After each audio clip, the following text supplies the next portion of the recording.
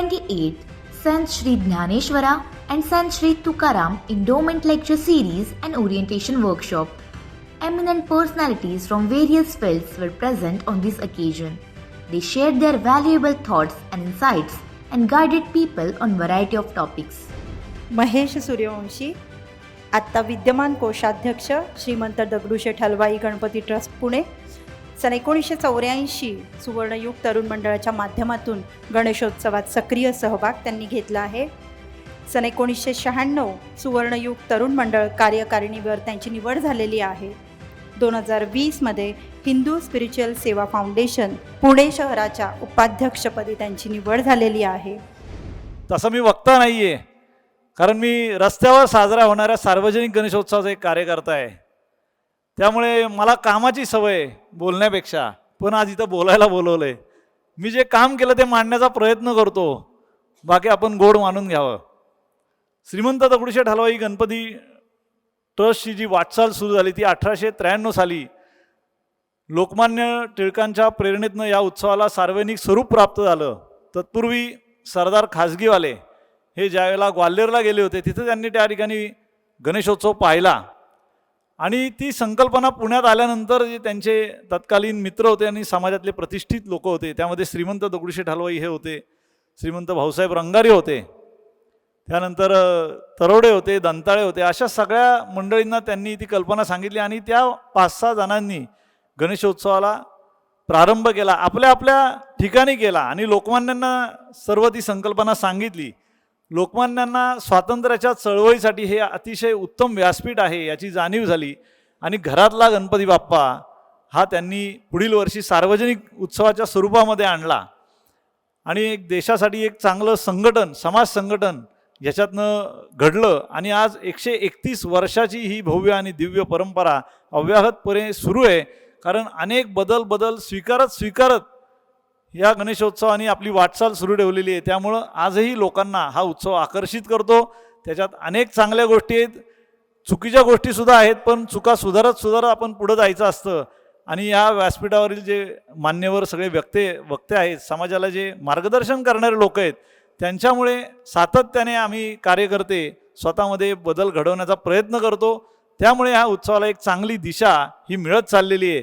आणि आता पुंडशास्त्रींसारख्या जे महानुभाव आहेत, या गाणपत्य लोक आहेत, की आपण कशाचा उत्सव साजरा करतोय, त्या गणपती बाप्पाचं नेमकं स्वरूप काय हे आपल्याला माहिती नाही आहे.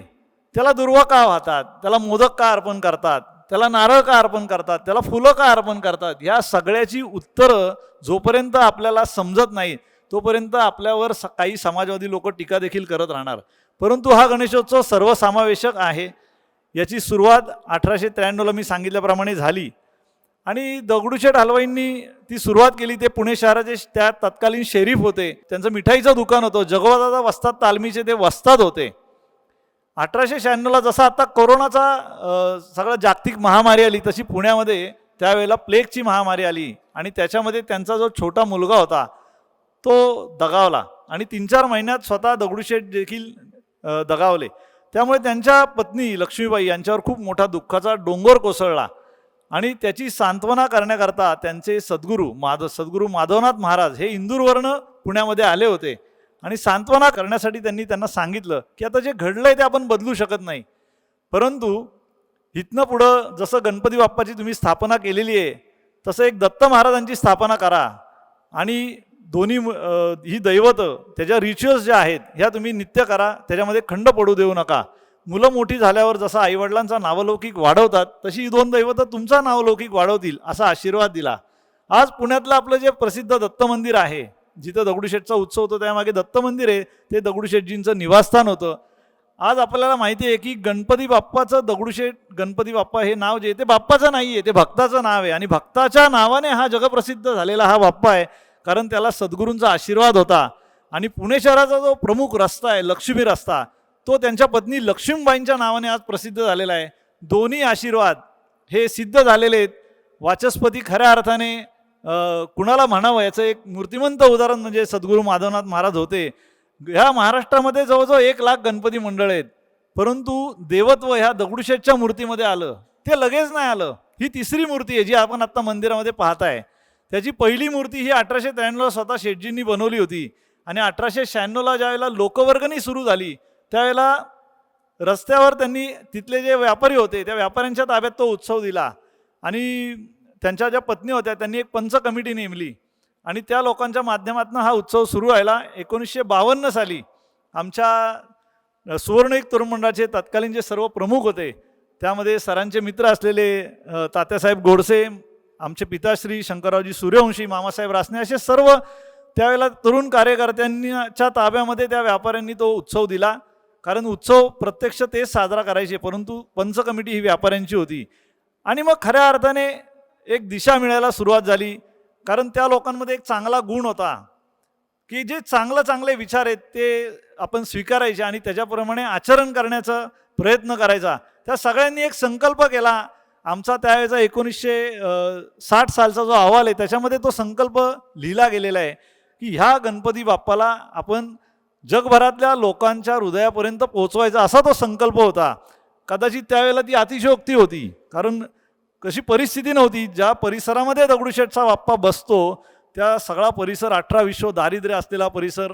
मंडईच्या निमित्ताने खूप लोक तिथं यायचे आणि तिथं फुलांचा बाजार होता आणि सगळे कष्टकरी त्या भागामध्ये राहायचे.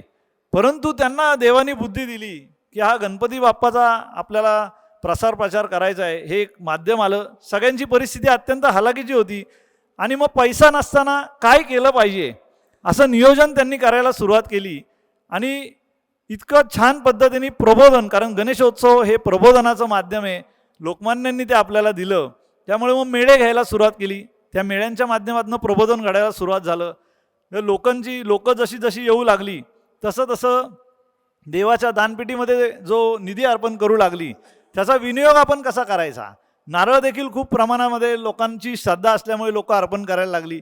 ह्या सगळ्या गोष्टींचा उपयोग हा आपण बाबा जे उपेक्षित आहेत, जे वंचित आहेत, ज्यांच्याकडे काही परिस्थिती नाही आहे आणि समाजाकडे ते अतिशय आशाळभूतपणे पाहतायत, मदतीसाठी ते याचना करतायत, अशा लोकांचा उद्धार करण्यासाठी आपण ते दिलं पाहिजे असा विचार आला. कारण ह्या विचाराला देखील संतांच्या विचाराची पार्श्वभूमी होती. कारण आपण सगळ्या संतांनी सांगितलेले आहे, जे रंजलेले आहेत, जे गांजलेले आहेत, त्यांच्यामधल्या नारायणाला तुम्ही पाहून त्याला मदत केली पाहिजे. आणि एक तरी ओवी अनुभवी ह्या विचारातनं हे ट्रस्टचं सामाजिक कार्य जे सुरू झालं हे त्यावेळेसपासून सुरू झालं. ज्या वेळेला कोयनेचा भूकंप आला त्यावेळेला सगळ्यात पहिले धावून कोण गेला असेल तर सुवर्णयुग तरुण मंडळाचे कार्यकर्ते. पानशेतचा पूर ज्या वेळेला आला त्यावेळेला देखील पुण्यामध्ये पेठांमधली परिस्थिती अतिशय बिकट होती. सगळीकडं पाणी आलेलं होतं, संसार वाहून गेले होते. त्यावेळेला देखील सगळ्यांच्या जेवणाची जबाबदारी ही सुवर्णयुग तरुण मंडळाच्या कार्यकर्त्यांनी त्यावेळेला स्वीकारली होती आणि खूप प्रभावी काम केलं होतं. नुसतं सामाजिक काम नव्हे तर त्यांनी एक बेबंदशाही हे नाटकसुद्धा केलं होतं. कारण आमच्या भागामध्ये अनेक कलाकारांचा संपर्क असायचा, संबंध असायचा. जसं आता मगाशी सरांनी सांगितलं, लता दिदींचा उल्लेख केला तर लता दिदी मास्टर दीनानाथ मंगेशकर हे दगडूशेठच्या व्यासपीठावर त्या काळी गायलेले आहेत. आणि लता दिदी ज्या वेळेला 6 वर्षाच्या होत्या त्या व्यासपीठावर गायलेल्या आहेत.